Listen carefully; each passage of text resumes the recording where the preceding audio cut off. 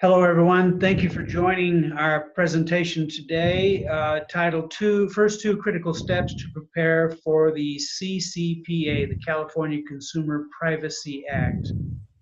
So the presentation today is presented by Ray Hutchins and Mitch Tannenbaum. We're partners in a company called Cybersecurity. Notice that security is spelled with a C, cybersecurity.com. Mitch, would you describe our company and yourself and us a little bit, please?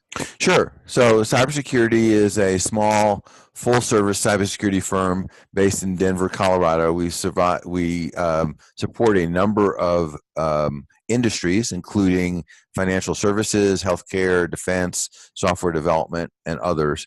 Many times they're regulated industries because that's where the concern is in terms of making sure that you're compliant.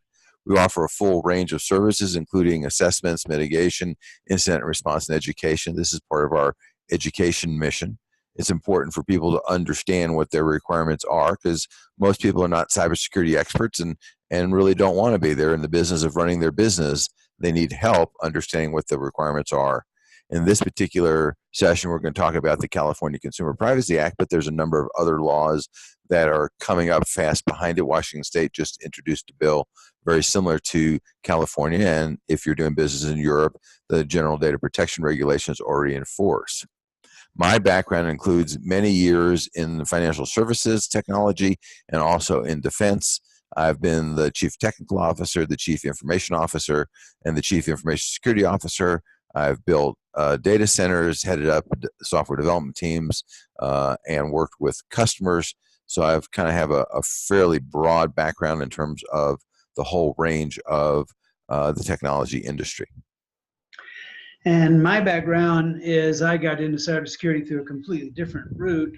I'd always owned my own company, and I had a digital marketing company that was found itself under attack, and I had to defend myself. And it was that process that I engaged with that taught me cybersecurity.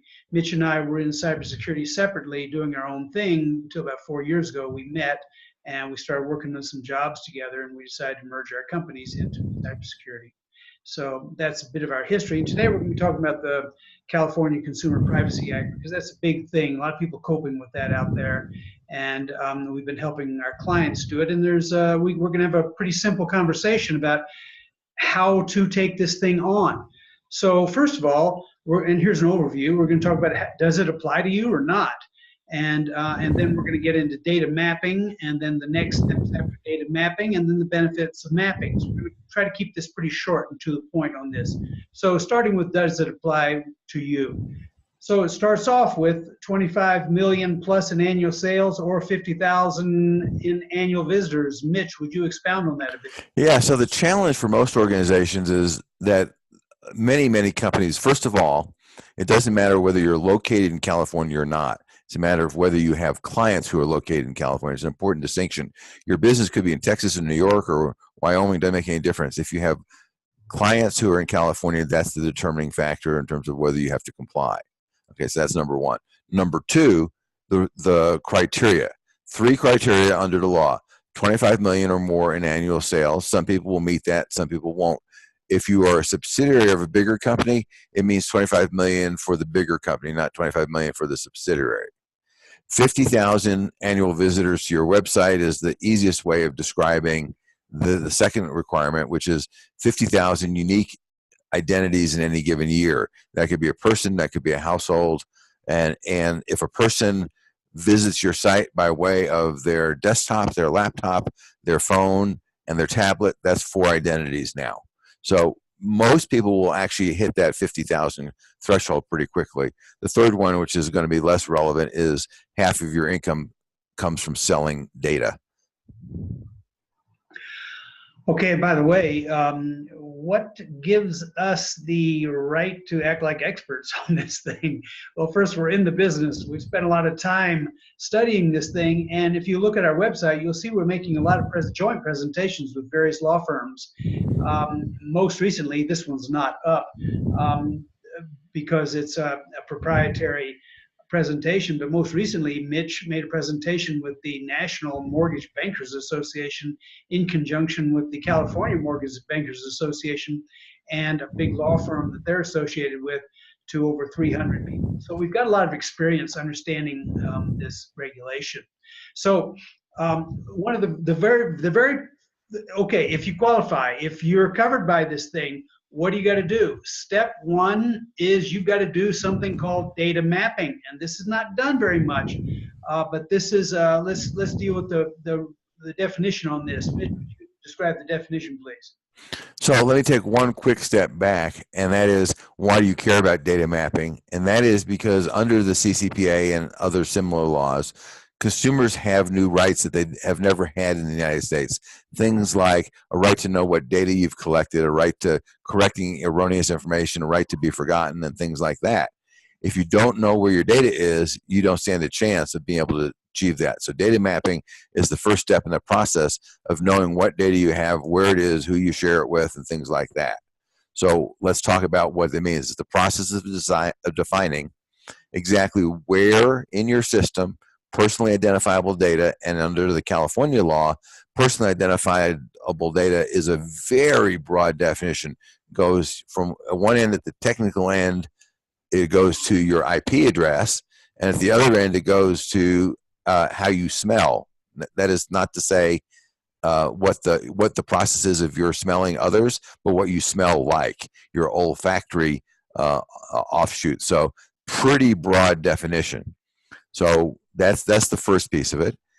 The second piece of it is you got to understand how this data moves within your network, because if it comes in one place and moves around and is stored in 2 or 3 other places, or more than that, which is fairly typical for a lot of organizations, and someone says, I want you to forget me, and you don't meet one of the exemptions for not allowing that to happen, you have to be able to delete it from all those places. If you don't know where that data moves internally, you're not going to be able to do that.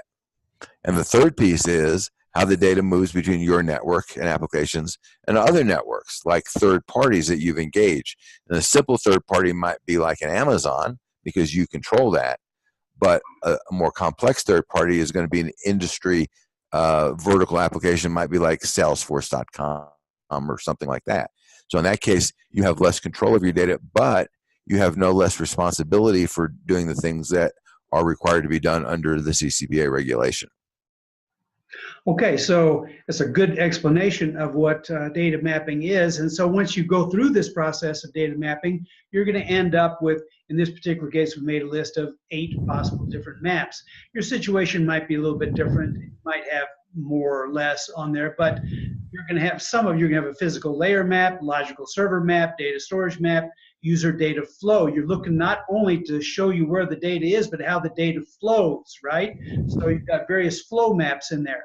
And you'll notice that the last one there, we've got industry-specific application data flow map, because sometimes depending on your industry, like, one of the areas we have a lot of clients in is the mortgage lending industry, the loan industry, the loan application data flow maps. Those are important maps for those folks in that industry. And we're not going to go into any great detail of these maps at this time, other than let you know that's the kind of maps that you're going to have. Mitch, would you like to add anything to this? One of the things that we often see as a result of this is shadow IT becomes exposed. Let's be really clear here. If you have an employee and that employee does something that's contrary to CCPA rather, you don't have a get out of jail free card for that. So you have to understand what the employees actually do. What that means is the employees should be involved in this mapping exercise in order to find out. We're not looking for what the theoretical definition of the data flow is. We're looking for the actual definition. So the thing that's usually called shadow IT, that part of IT which is not sanctioned but also not eliminated, that's going to be the biggest risk, because you don't even know what you don't know. Right. And that kind of, I got the slides out of order here. Actually, there's 2 big groups of benefits when you do this mapping. You've got a whole series of management benefits, and you've got a whole series of IT benefits. We're not going to present all those today. It's just a whole bunch of them in there. But obviously, if you have visibility into your networks and into your data flow, and it's something that both the management and IT can understand, and they're both part of building this, Well, it just changes the entire conversation about your IT infrastructure. And this shadow IT that you just mentioned, that's, exposing that, understanding what you've got out there, and having everyone understand it better is a great, great benefit to it. If you And want to know there's more really, about the yeah, benefits, there's really two things that are really important here. One is there's a level of effort that's required to create these maps, but there's also a level of effort required to maintain them. As applications change, as processes change, as people change, as the corporation's organization changes, as you move things to and from the cloud, as you change cloud providers, as you change software as a service providers, these maps have to be updated. That's really important. So this has to be integrated into your business process. correct. Okay, so once you've got the data maps done, then what do you do?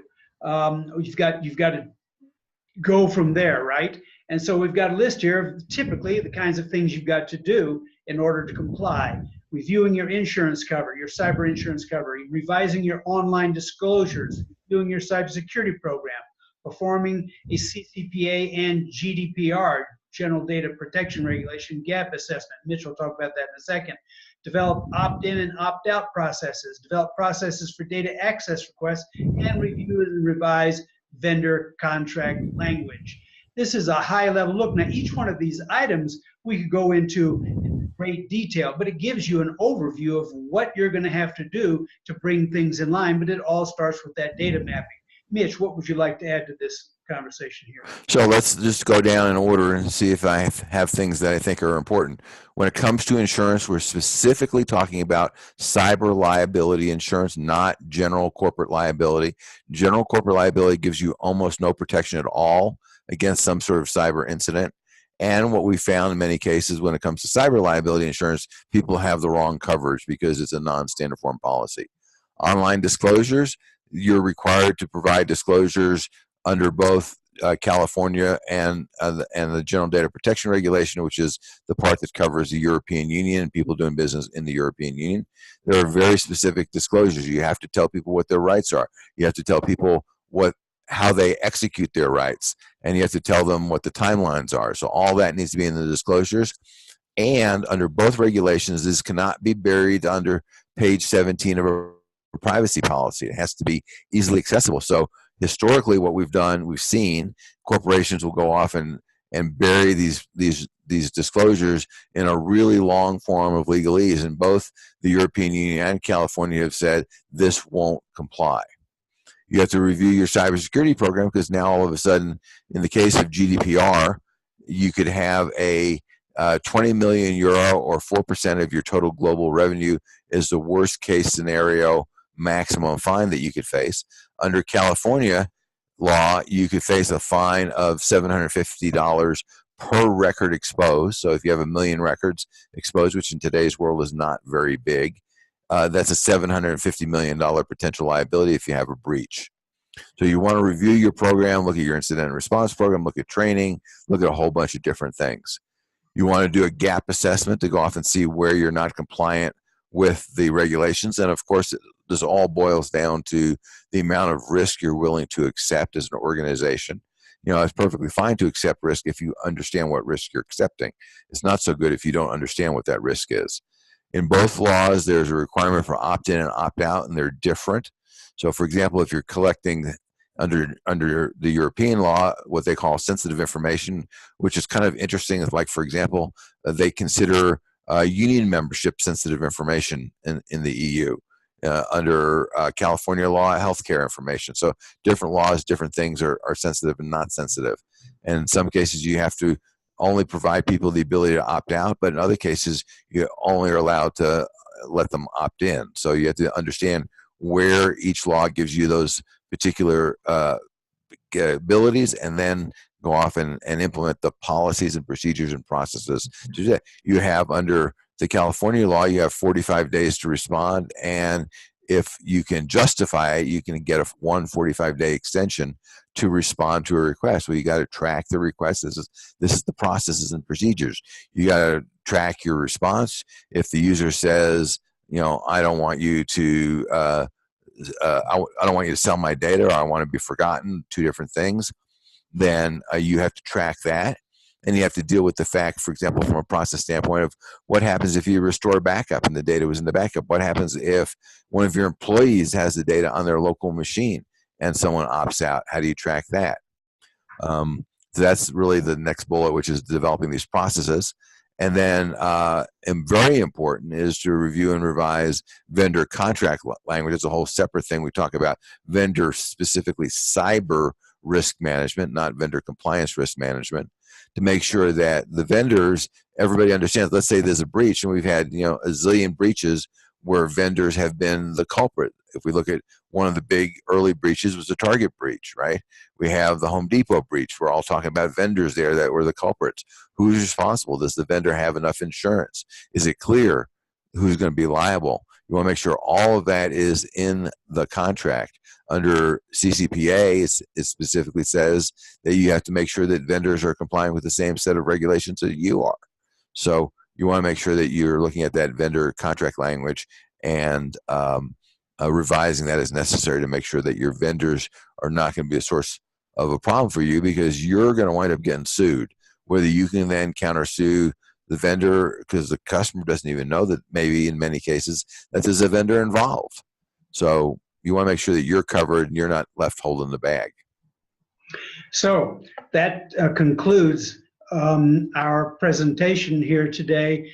It's an overview. Again, you can see the complicated nature of everything, but you can also see, actually, we have explained to you the situation basically in its entirety. So you've got a very good, very concise overview of what you need to do to comply and prepare for CCPA. One of the last points we'd like to make is that if you're affected by this law, even though it has not, taken effect yet, not till January 1st of 2020, even though that hasn't happened yet, you must start preparing for it now. It's not going to go away. There are about 30 amendments they're talking about for it, but it's going to happen in some form or format, and most likely it's going to be actually stronger language than there is even now in there, based on the way these amendments are unfolding. So don't sit around thinking it's just not going to happen, and it takes time to prepare for it. So we live in a new world that sits on top of an IT infrastructure. Privacy is a big thing. You must get ready for it now. If you have any questions, you need any help, you need some assistance, give us a hand, give us a call. This is our business, and we're happy to help you. Cybersecurity.com. Mitch, any final words? Two last things. One, if you go to our YouTube channel or our Fireside Chat section of our website, you will see some other longer webinars specifically talking about the CCPA, and you get into the legal details and the nuts and bolts of it. So if you're an organization that is affected by CCPA, remember I said all you need is customers in California, not being located there, and that's a great place to look. The other is that the law includes what's called a 12-month look back. What that means is that on January 1st, 2020, a California resident can ask you to tell them what data you have collected in the last 12 months. That goes back to January 1st, 2019.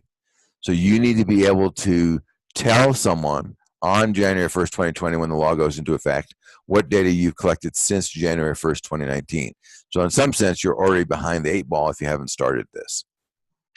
Thanks, Mitch, and thanks to all of you for attending this event today. Thanks.